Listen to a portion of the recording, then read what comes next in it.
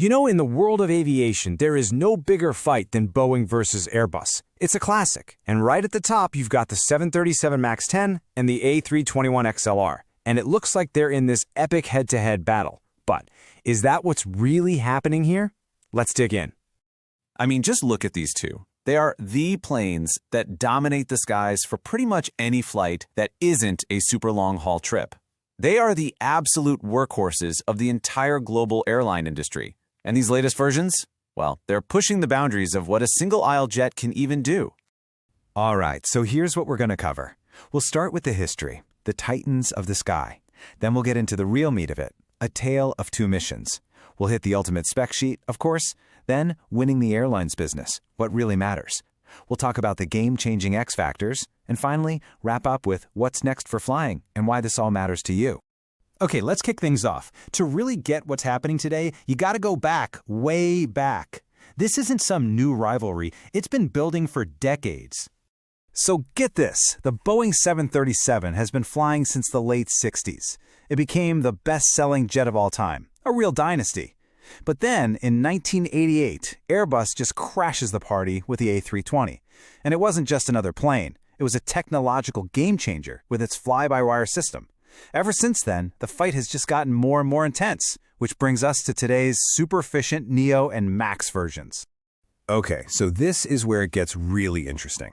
If you read the headlines or listen to analysts, the fight is always framed as Boeing 737 MAX 10 versus the Airbus A321XLR, right? They're the biggest and, frankly, the baddest single-aisle jets each company makes. But here's the question we really need to ask. Are these two jets actually going after the same prize? Are they really direct competitors? And you know what? The answer is not really. Not at all, actually. They are built to solve two completely different problems for airlines. And here's the big reveal. The 737 MAX 10, that's what we call a capacity play. It's all about packing in as many people as possible on those super busy, super profitable routes that already exist. Think New York to Chicago. The A321XLR, though, that's a route opener. Its superpower isn't seats, it's range. It lets airlines connect cities that could never, ever have supported a giant wide-body jet before. All right, so let's look at the numbers. Let's get into the spec sheet, because this is where that difference in mission becomes crystal clear. Okay, just look at that range difference. The A321XLR can fly 1,600 nautical miles further than the MAX 10. That's not just a little more. That is literally a transatlantic flight. It's huge. Meanwhile, yeah, their seating is kind of in the same ballpark, though that slightly wider Airbus cabin is a nice little bonus for us passengers. But the data doesn't lie. One of these is built for distance, and the other is built for density. And this split goes right down to how they were designed. You know, Boeing's philosophy was evolutionary. They took a classic, proven airframe and updated it. This is a big deal for airlines that already have tons of 737 pilots. Airbus, on the other hand, was revolutionary right from the get-go. They brought in computer-controlled fly-by-wire and made sure that cockpits were basically the same across different planes, making it way easier for pilots to switch between models. So with all these differences, how does an airline actually decide which one to buy? Well, as always, it comes down to one thing: the bottom line. Yeah, for those high-density routes the MAX 10 was built for, there's really only one number that matters: cost per seat. And as Simple Flying points out here, the whole reason the MAX 10 was created, by stretching the plane, was to be super competitive on exactly that metric. That makes it a really tempting offer for airlines flying those busy domestic routes. In this chart, it shows just how intense that competition is. When you look at the market value per seat, the A321neo actually has a tiny little edge. And believe me, margins this small are exactly the kind of thing that keeps airline CFOs up at night. It is an incredibly tight race when it comes to pure economics. And you can see that economic battle playing out differently all over the world. Airbus has had massive success in Asia, where you have these fast-growing markets that need planes they can pack a lot of people into. A perfect job for the A320neo family. Boeing, meanwhile, is still historically very strong on its home turf in North America. Okay, so we've talked specs, we've talked orders, but right now there are two huge X factors in play that are completely rewriting the rules of this rivalry. Okay, X factor number one. The A321XLR isn't just a plane, It's the answer to a question airlines have been asking for more than a decade. What on earth is going to replace the legendary Boeing 757? That plane was famous because it could fly long-haul routes with the amazing economics of a single-aisle jet.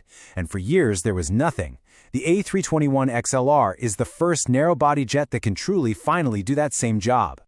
All right, now for the second and maybe even bigger X factor. But first, we need a quick definition. Type certification. What is it? Simply put, it's the official stamp of approval from regulators like the FAA. Without it, you cannot fly a new plane with passengers, period. It's the final critical step. And this timeline, this says it all. The A321XLR, it's done. It's certified, it's flying passengers right now. The MAX 10, on the other hand, is still stuck in the certification process, and most analysts don't expect it to actually enter service for another 3, maybe even 4 years. That is a massive gap. So let's just let that sink in for a second. One of these planes is real. It's out there, opening new routes and making money for airlines. The other one, for now, is basically just a theory on paper. If you're an airline and you need a plane today, well, the choice has already been made for you, hasn't it? Okay, let's wrap this all up. Why should you, as a passenger, care about this corporate dogfight between two giant companies?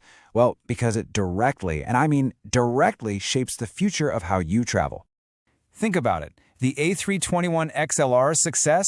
That means you're going to see more nonstop international flights from smaller cities that aren't huge hubs. Awesome, right? On the flip side, the MAX 10, once it's flying, could drive down ticket prices on the busiest routes because of its low cost per seat. This whole competition literally decides the planes you fly on, the routes you can choose from, and even how much you're going to pay for your ticket. So, while the MAX 10 is designed to fight the standard A321neo for that high-density crown, Airbus is just running away with an entirely new market for long-range travel. And that leaves us with one big, fascinating question. How is Boeing going to respond?